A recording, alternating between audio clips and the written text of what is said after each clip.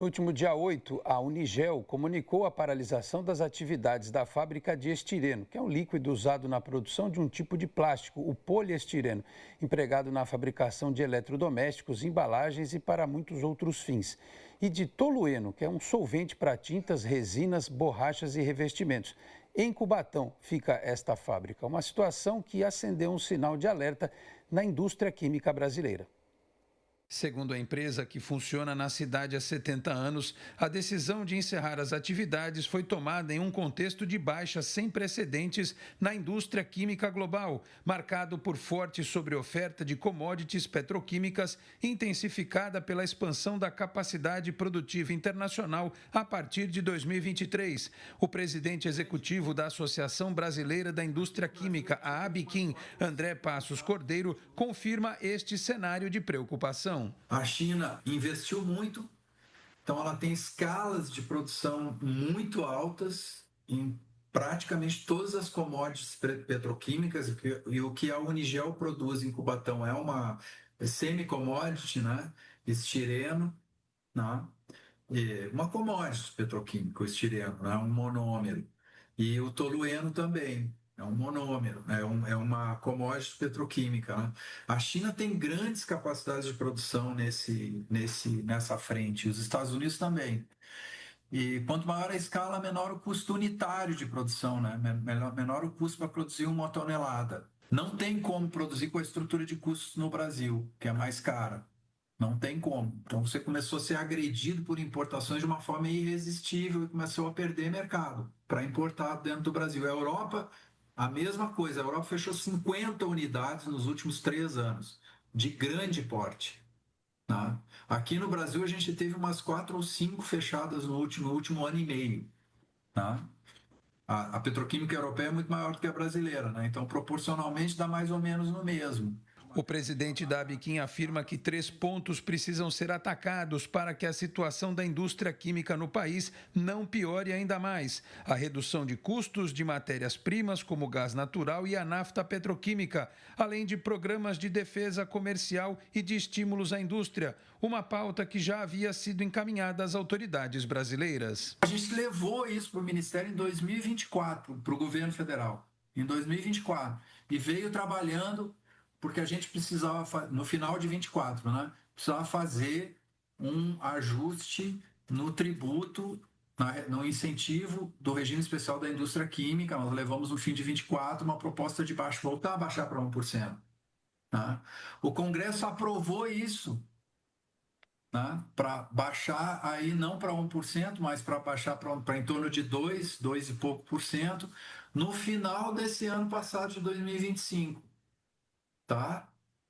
E o objetivo disso era ter essa redução em 25, já em final de 25, início de 26 e ao longo de 26, para reduzir o custo de aquisição dessas matérias-primas mais caras e evitar o fechamento de fábricas como a de Cubatão, que consome produtos vendidos pela Braskem, que por sua vez transforma a nafta cara nos produtos que vende para a Unigel para ela fazer o estireno, que é o eteno e o benzeno. Tá? Então, o preço alto da matéria-prima vem ao longo da cadeia e chega na Unigel, que recebe a competição do chinês e do americano, não consegue resistir, não consegue ter margem, não consegue ter lucro, não consegue ter resultado operacional, fecha a fábrica. Mas a missão não obteve êxito no primeiro momento e agora uma nova tentativa está em andamento. Representantes de indústrias do setor químico se reuniram na última quarta-feira com o secretário de Desenvolvimento Industrial, Indústria, Comércio e Serviços em Brasília. Nós tentamos mostrar isso, o Congresso Nacional entendeu. O governo teve problemas no processo de aprovação no final do ano passado, vetou os itens no projeto de lei que endereçavam esse problema, levando entre outras razões, evidentemente, mas essa contribuiu muito ao fechamento dessas 2 unidades industriais, certo?